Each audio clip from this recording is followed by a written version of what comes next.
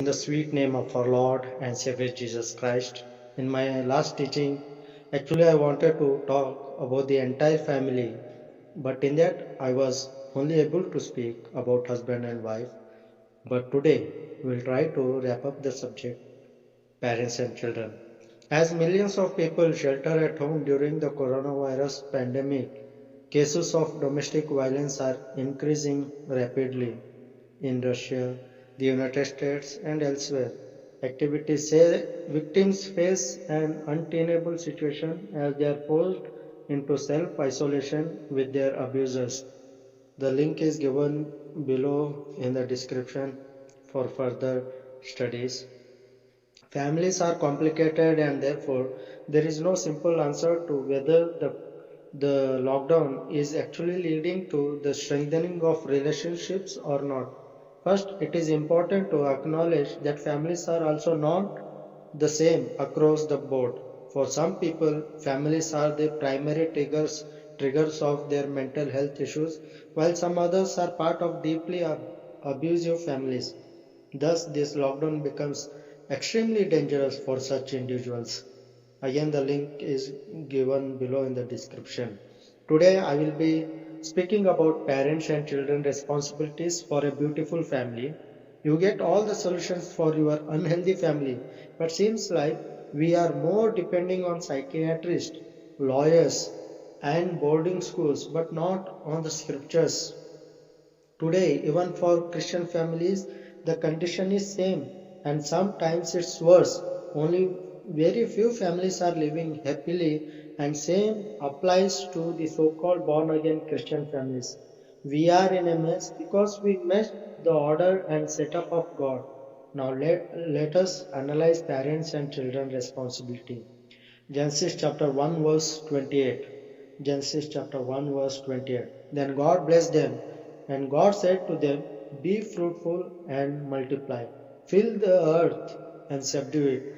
Have dominion over the fish of the sea, over the birds of the air, and over every living thing that moves on the earth. This is the word of the Lord, read for our spiritual learning. Amen. Now let us try to sort out one by one and know the responsibilities. First, we will begin with parents. Parents, then God blessed them. Here, them comprised both Adam and Eve, husband and wife, for they were going to be the parents of all mankind. First of all, God united them and institutionalized the marriage, made it honorable. If the husband is head of the family, the wife should be the backbone. Knit together strongly. God blesses families, but He also will correct when you are failing in your responsibilities, commitments, and obligations. The first point for you as a parent that you are be united, not divided. Mark's Gospel, chapter 10, verses 8 and 9. And the two shall become one flesh. So then they are no longer two, but one flesh. Therefore, what God has joined together, let no man separate. I think, including me or any pastors, if if you survey, the result will be 100% couples do not consider to be one flesh or one mind. The third parties will divert your mind before the marriage, after the marriage, at the time of delivery, after the delivery. They dilute your relationship with the tradition, with their own experiences. If you are serious to build a healthy family, stop listening to the third parties and start searching the scriptures. But if you type which religion has the highest number of divorce rate, it will show either it's Protestants or evangelical Protestants 28%. Even though Jesus has never encouraged divorce and remarriage. Matthew chapter 5 verse 32. But I say to you that whoever divorces his wife for any reason except sexual immorality causes her to commit adultery. And whoever marries a woman who is divorced commits adultery. This separateness causes problem in a family. As a church leader, I come in contact with church members or believers who are angry or heartbroken and oftentimes feel defeated because of this situation. This is a sense of pain and loss, and is desperate to rebuild a parent-child relationship that is severely damaged or estranged. I was also working among the children and know a couple of them personally who assert that they never want to see or speak with one of their parents again. In some worst cases, the children need to spend 6 months in the mother's house and 6 months in the father's house. This situation caused, and whoever it is, behold the wrath of God waiting to consume the culprits. You may have legally separated, but mind you, the lawyer who fought for your divorce will be punished, and the person one who thought to be separated will be punished more.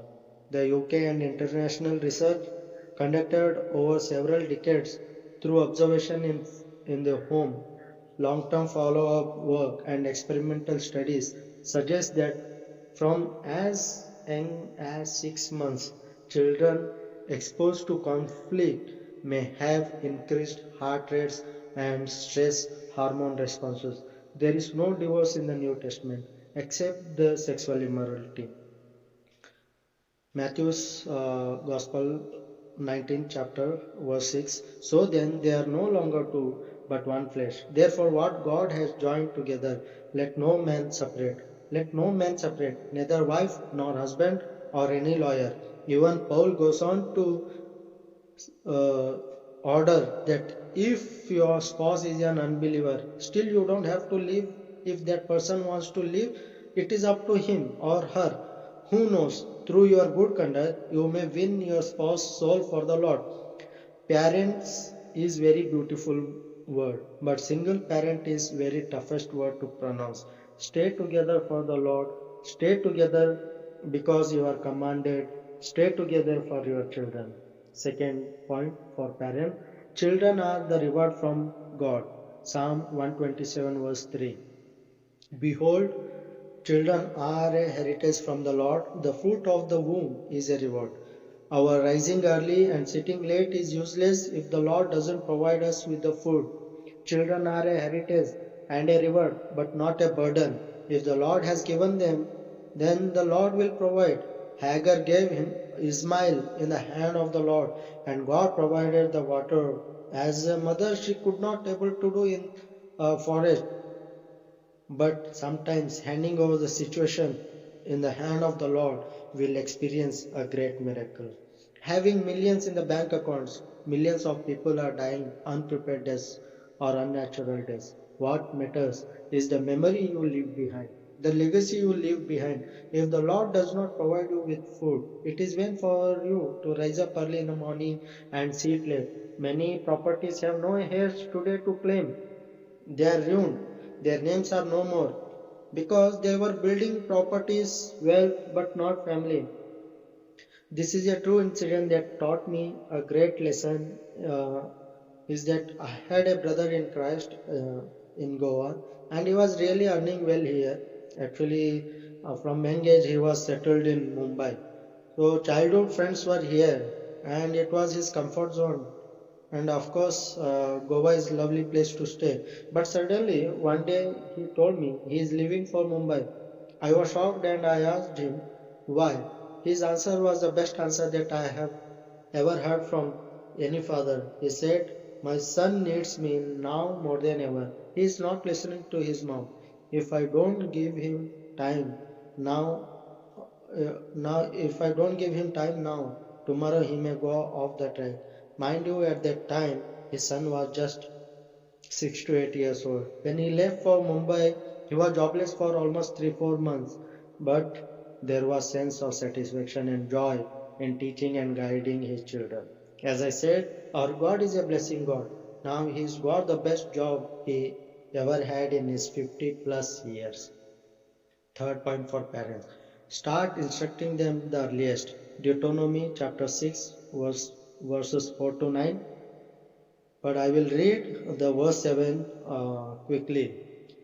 Verse 7. You shall teach them diligently to your children, and shall talk of them when you sit in your house, when you walk by the way, when you lie down, and when you rise up. This practice is nowhere. That's why we are failing in our responsibilities. This verse should be the core value of every Bible believing family. Sometimes parents say morning prayer is difficult, evening prayer is difficult. But what this Bible verse says that we have to teach them every time we get the opportunity in a day. Many children are disregarding and ignoring their parents in their old age is because they have never been taught the family importance, significance, or the greatness, and importantly, the Christian family values. The church is failing to teach them. School education, though, I feel ashamed even to mention it. They have been taught how to get first in education and in career, and also how to acquire wealth, property, and saving, but never about valuing the relationships. This is gone, completely gone, and it is missing from a school itself. Proverbs 22 verse 6, train up a child in the way he should go. Even when he is old, he will not depart from it. Teach them who God is. Teach them how he led you so far. Teach them how he helped you. Tell them that whatever you are today is just because of God. But instead, children are grown in listening to their parents. This is my property. This is my wealth. I will not give you. With these words, obviously that bitterness will grow in their heart. Now, the most important prescription for parents, point 4, do not hesitate to correct their mistakes. In other words, don't ever entertain their bad doings. Ephesians 6:4. Fathers, do not provoke your children to anger, but bring them up in the discipline and instruction of the Lord. Do not provoke or make them angry. Related to this, I remember one more true incident happened a couple of years ago. A child about 2.5 years or three had eaten mud full of his mouth. I saw it first, then I told the child it's not good to eat the mud. Then father entered the scene with full anger as if he's going to beat the child. But by seeing the funny face of the child, he started laughing. He said, how can I beat him? He makes his face so cute that I can't help but smile. He's too young to be punished, isn't it? Said the father, and left me pondering. If that age is too early for the child to be punished, then I hear some other parent saying, now he cannot listen, he is all grown up. He is 16-year-old, he is 18-year-old, he is 22-year-old. Then what was the age that they were waiting to teach? God knows. Some very quick verses, just I will read them. Proverbs 13 verse 24. He who spares his rod hates his son, but he who loves him disciplines him promptly. Proverbs 29:15. The rod and rebuke give wisdom, but a child left to himself brings shame to his mother. Proverbs 23:14. You shall beat him with a rod and deliver his soul from hell. The rod in the scriptures are surely a rod, but it is also can be any means of correcting your children in gentle way, not as an enemy. Correct them, never give up, and never give excuses that it's out of control. Now let's see the responsibilities of the children. First and foremost, no matter what, children, honor your father and mother. Ephesians chapter 6 verses 1 to 3. Children, obey your parents in the Lord, for this is right. Honor your father and mother. This is the first commandment with a blessing, with a promise that it may go well with you and that you may live long in the land. There are around 600 plus commandments in the Old Testament, out of which only one command comes with a blessing, that honor your father and mother. No matter how much you think you are qualified, earning, knowledge, and smart, never despise or hurt your father and mother. If you do, God Himself will punish you. The world is just waiting to devour you. Having parents is the most adorable thing in the world. When you have them, you don't realize their worth. But there are children, even grown children, really miss their parents no matter what's their status in the society. They miss.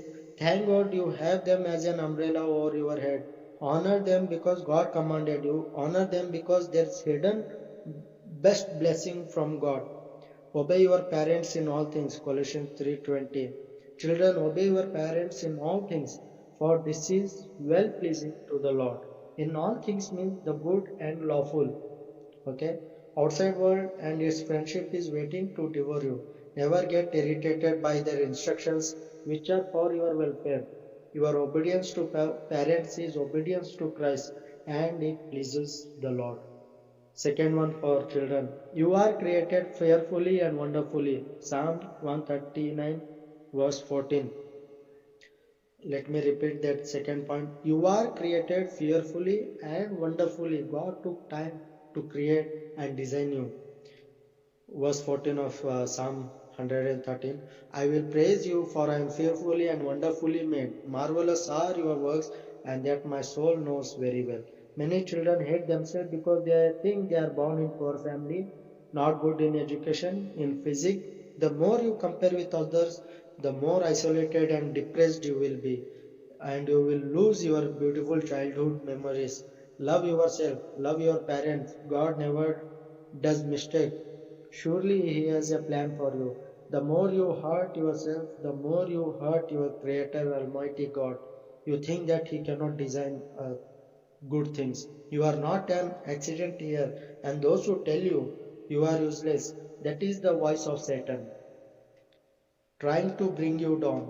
Never compare yourself with others. Always remember the greatest happiness comes with small and little things.